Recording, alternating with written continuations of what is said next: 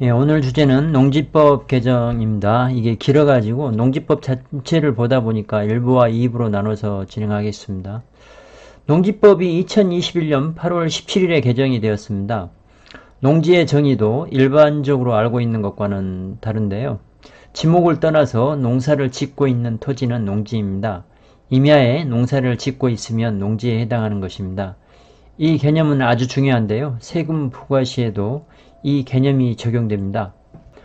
농지를 소유할 수 있는 사람은 농사를 짓는 자여야만 합니다. 예외가 있는데요. 주말 체험 영농을 하는 경우 300평 정도까지 가능합니다. 단 주말 체험 영농의 경우 농업진흥지역의 농지는 소유할 수 없게 되었습니다. 이번에 새로 바뀐 법입니다. 상속을 받은 경우는 농지를 소유할 수 있습니다. 이번 농지법 개정에서 중요한 부분 중에 하나입니다. 개발 인접지역에 있는 농업진흥지역 농지에 많은 투자를 해왔는데요. 앞으로는 힘들어질 것으로 보입니다. 일정 기간 한 5년 정도가 일반적인 것 같은데 정확하지는 않습니다. 일정 기간 농사를 지었던 사람이 농사를 그만두고 도시로 떠나거나 다른 직업을 찾는 경우 농사를 지었던 해당 농지를 계속 소유하는 것이 가능합니다. 돈을 빌려주고 담보로 받았던 담보농지를 취득하는 경우도 농지를 소유하는 것이 가능합니다. 이걸 이용하면 급한 경우에는 또 농지 소유하는 경우도 가능하겠죠. 농지 전용한 경우 농지를 소유할 수 있습니다. 전용하는 것은 일반적으로 개발 행위를 의미합니다. 다른 용도로 허가를 받는 것입니다. 예를 들어서 건축 허가를 받는 경우입니다. 준공이 떨어지기 전까지 지목이 농지로 남아있는데요. 이 경우 농사를 짓지 않더라도 농지 소유가 가능합니다. 이러한 농지는 실질적으로 농지가 아닙니다.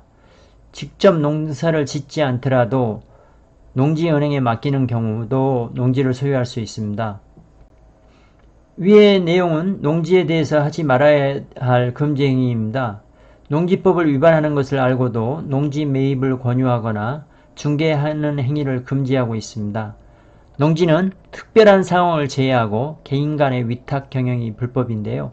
불법 위탁 경영을 권유하는 것도 금지합니다. 이번에 신설된 내용입니다. 일반인들의 권유는 크게 문제가 되지 않을 수는 있지만 공인중개사의 경우는 조심해야 할 내용입니다. 농지거래 위축이 예상되네요. 거래 위축이 되면 가격이 떨어질 수밖에 없는데요. 많은 농민들이 피해를 볼 것으로 예상합니다. LH 소속 공무원들의 투기가 애꿎은 농민들에게 불똥이 튀었습니다. 불법으로 농지 매도를 광고하는 것도 금지입니다. 위반 시 3년 이하의 징역 또는 3천만원 이하의 벌금입니다. 농지를 취득하려면 농지 취득 자격 증명원을 발급받아야 하는데요. 지금도 적용되고 있는 내용입니다.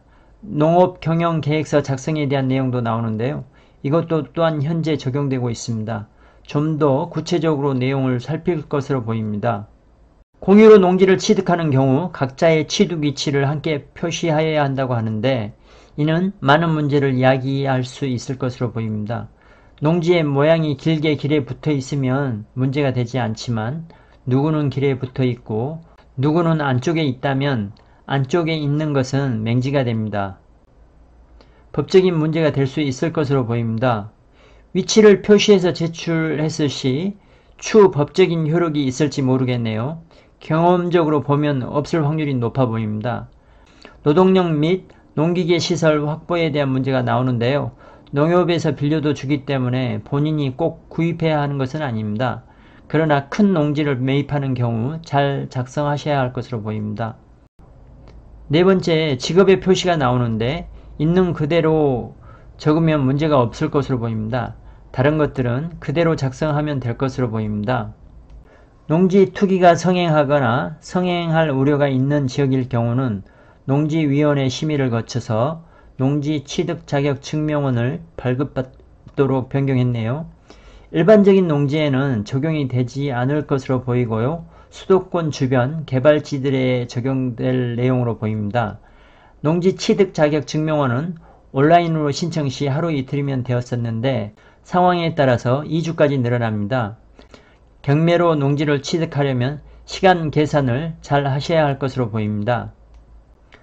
농지는 일반적으로 위탁 경영을 할 수가 없는데요. 위에 해당하면 위탁 경영이 가능합니다. 5번은 농지은행에 맡기는 것을 의미합니다. 6번은 잘 보셔야 할 것으로 보입니다. 농업인이 자기 노동력만으로 농사를 지을 수 없을 때 농작업 일부를 위탁할 수 있다는 것입니다. 농작업 일부라는 문구가 애매한 부분이 있어서 추후 논쟁이 될 수 있을 것으로 보입니다. 만일에 본인이 일부 농사를 참여하고 주변에서 농사를 도와주는 사람이 있는데 일하는 양이 도와주는 사람이 훨씬 많이 하게 되더라도 불법적인 것이 아닌 게 될 수 있습니다. 농사에 아주 작게 참여하더라도 자기 노동력이 부족하다는 말에 대한 해석도 애매한 부분이 있어서 행정당국의 감시망을 합법적으로 피할 수 있게 되는 것입니다. 이번에 국회의원 우상호 의원도 이런 경우에 해당합니다. 여러 명이 농사 짓는 장면을 유튜브에 올렸는데요. 실질적으로 얼마나 자주 농사를 지었는지 알 수 없기 때문에 행정당국에서 제재를 하기 쉽지 않습니다. 농사를 짓지 않게 되면 농지 처분 의무가 생깁니다. 그 사유가 발생한 1년 이내에 해당 농지를 그 사유가 발생한 날 당시 세대원이 아닌 자에게 매각하여야 합니다. 사유가 발생한 날은 충분히 조정 가능해 보이는데요. 세대의 분리만 잘해 놓으면 가족 간에 매매해도 됩니다. 물론 취등록세가 한 번 더 들어가고 소유기간 계산에서도 손해를 보게 되지만 팔고 싶지 않은 농지인 경우라면 가족 간에 이전도 가능하다는 이야기입니다. 정당한 사유 없이 농사를 짓지 않는 경우 행정기관장의 결정에 따라 해당 농지를 처분해야 합니다. 농지 취득 목적에 맞게 사용하지 않았다고 시장이 판단하는 경우와 합법적인 임대인 한국농어촌공사에 위탁을 하지 않게 되면 농지 처분의 의무가 생기게 되는 것입니다. 5번의 경우는 농지 전용에 해당합니다. 건축 허가를 받았다면 허가를 받은 후 2년 안에 착공을 하여야 합니다. 우선 착공만 하면 되기 때문에 조건을 맞추는 것은 어려운 것이 아닙니다. 착공을 한 후 준공까지는 많은 시간을 끌 수 있습니다. 농업경영계획서 내용을 이행하지 아니한 경우도 농지처분 명령이 내려진다고 하는데요. 농업경영계획이라는 것이 큰 의미가 있는 것은 아니라서 농사를 짓는 내용이 처음과 바뀌었다고 농지처분 명령을 내릴 것으로 보이지는 않습니다. 처분 의무가 생기는 농지에 대해서는 농지주에게 구체적인 내용, 처분 대상 농지, 처분 의무 기간을 알려야 합니다. 시행일은 2022년 5월 18일입니다. 6개월 내에 농지를 처분하도록 시장은 명할 수 있게 되었는데요. 거짓이나 부정한 방법을 통해서 농지 자격 증명원을 발급받았을 때와 처분 의무 기간에 처분 농지를 처분하지 아니한 경우입니다. 농지 처분 명령을 받으면 한국농어촌공사에 그 농지의 매수를 청구할 수 있는데요. 매매가격은 공시지가로 결정이 납니다. 일반적으로 농지의 공시지가는 실거래가의 50% 선에서 20% 선 사이라서 토지주가 아주 많은 손해를 보게 됩니다. 이러한 최악의 경우라도 한국농어촌공사에 파는 것보다는 세대를 같이 하지 않는 가족에게 파는 것이 훨씬 낫습니다. 처분 명령의 유예 제도도 있는데요. 해당 농지에서 농사를 짓겠다고 하면 3년간 처분 명령을 직권으로 유예할 수 있다고 합니다. 한국농어촌공사와 같은 국가기관의 매도를 위탁 중일 경우는 처분 명령에 유예가 가능합니다. 처분 명령을 유예받은 후에 유예 기간이 지나면 처분 의무가 없어지기도 합니다. 일종의 공소시효 만료로 보이네요. 농지 소유의 세분화 방지라는 것도 있네요. 농사를 짓기 위해서는 큰 땅이 좋습니다. 땅이 작으면 기계가 들어가기 힘듭니다. 농어촌 정비법에 따라 정비된 농지는 분할하기 힘듭니다. 다른 것들은 그냥 보시면 될 것 같고요. 농지 전용 신고를 한 경우는 분할이 가능합니다. 한림읍 수원리에 보면 우리나라 최초로 농지 정리된 구역이 있는데요. 분할 허가가 어려웠는데 참고 허가를 받은 후에 허가가 났습니다. 2000제곱미터가 넘도록 분할하는 경우도 가능합니다. 농지 한 필지당 최대 인원수를 7인 이하로 제한했는데요. 기획부동산을 견제하기 위한 법으로 보이기도 합니다. 농지를 매입하다가 어느 정도 농사를 짓다가 임대차 또는 사용대차를 마음대로 할 수 없습니다. 특별한 사유가 있어야 합니다. 농지는 작용을 원칙으로 합니다. 주말 체험 영농을 하려는 자에게 임대하거나 무상 사용하게 하는 것은 가능하다고 하는데 도심에서 가까운 농지여야 할 것으로 보입니다.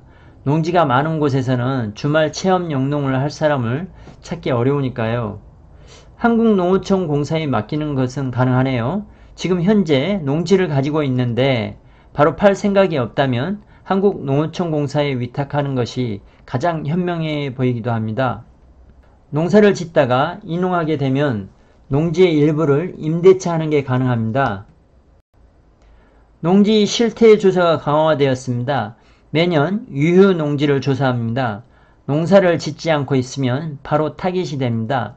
직접 농사를 짓지 않더라도 다른 사람이라도 농사를 짓는다면 유휴 농지가 아니라서 단속에 걸리지 않는 것이 일반적입니다.